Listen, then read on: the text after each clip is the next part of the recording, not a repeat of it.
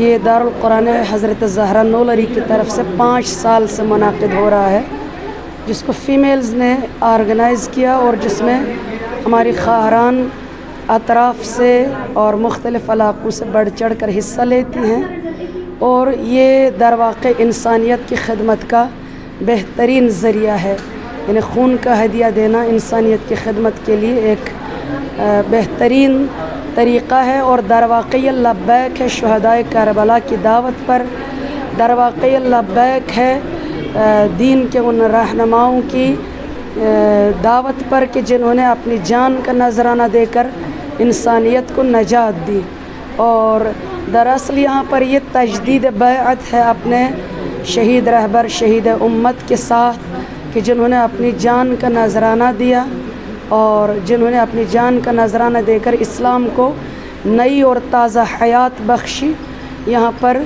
ہم بھی آئے ہیں اس دعوت پر لبیک کہنے کے لیے کہ آغا جان آپ نے جان کا نذرانہ دیا، اور ہم آپ کی پیروی میں، ہم آپ کی تأسی میں انشاءاللہ خون کا نذرانہ دے کر انسانیت کو نجات دیں گے اور انسانیت کی خدمت کرتے رہیں گے،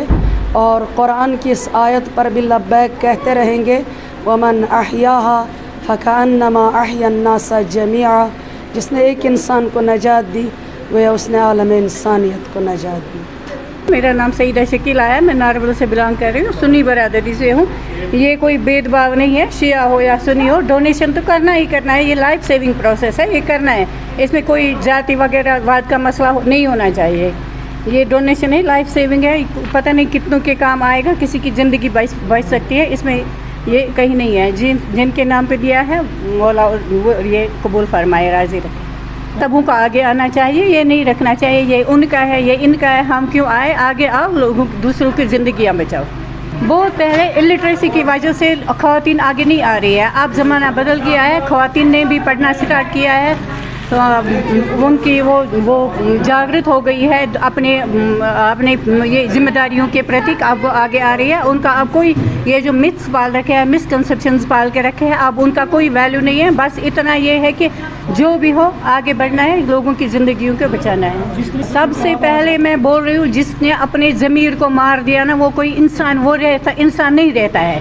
یہ جو اختلافات جو پیدا کرے نا، وہ انسان نہیں ہوتا ہے، ضرور وہ شر پسند ہوتا ہے، وہ یزیدی نسل سے ہوتا ہے، وہی اختلافات پیدا کرتا ہے، بد امنی پھیلاتا ہے،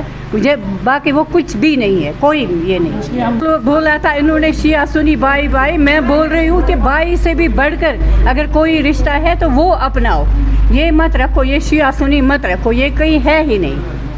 جب ہم واقعہ کربلا کی طرف دیکھتے ہیں تو ہمیں